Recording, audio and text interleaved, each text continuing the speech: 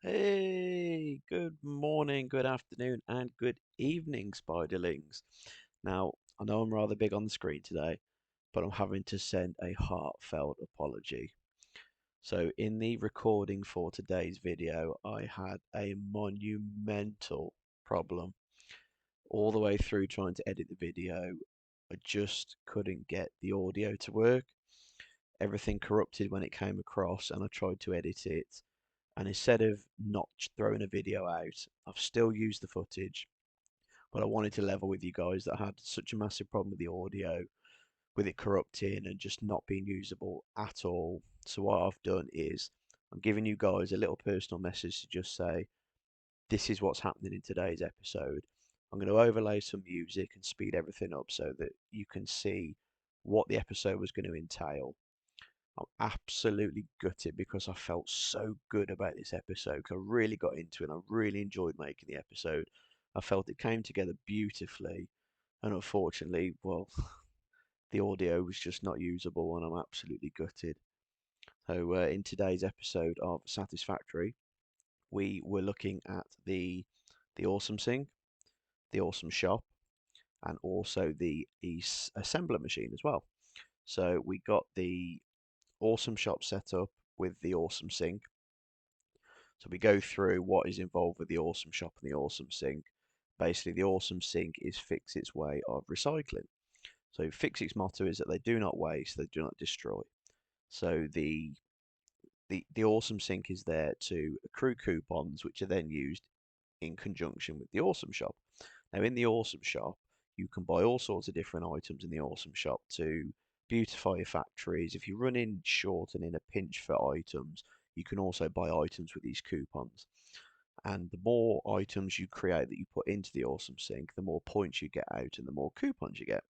So the more coupons you get means the more different items you can buy within the Awesome Shop. On top of that, we start off the video with going over the teardown that I mentioned in the episode before.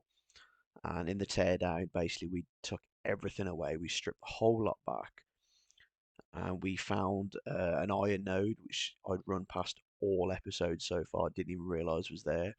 And whilst trying to set up a miner on said ore node, we also found a third ore node. So we now have three pure iron nodes.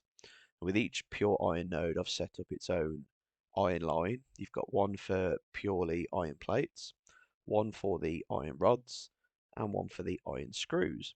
Now we headed over to the copper factory as well. We stripped all that back, added ourselves a second level to that, which you can see at the end of the video, which gives you a bit of an idea of what we did off camera for the teardown.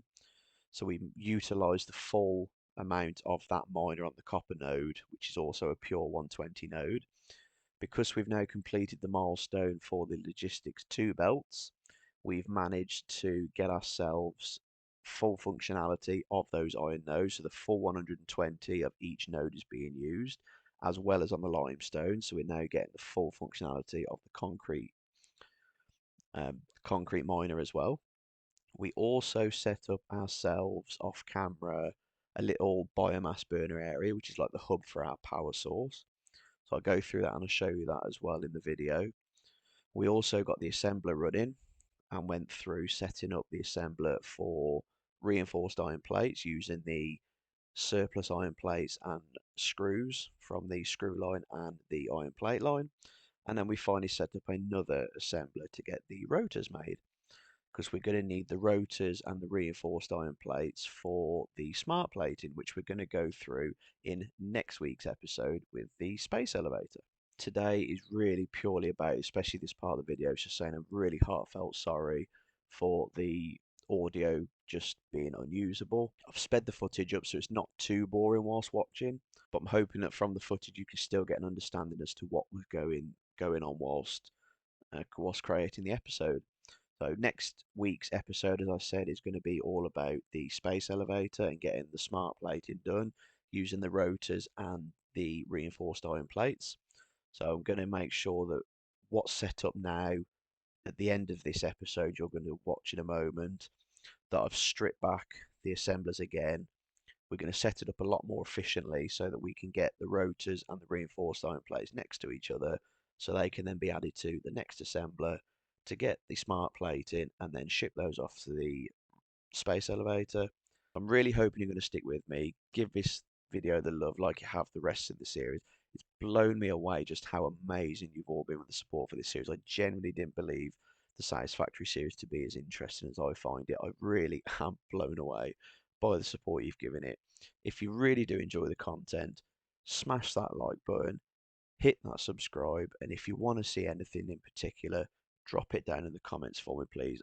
It means the world to me that you're loving the content, especially loving such a game that I've put my heart and soul into because I absolutely adore it.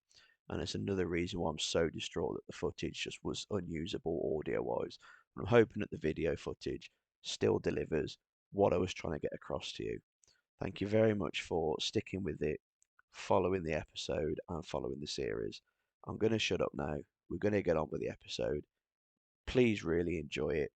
I hope you've enjoyed as much as I did making it, and I'm just really so sorry about the audio just being unusable. Always remember, have yourselves a wonderful day, and I'll catch you guys in the next one.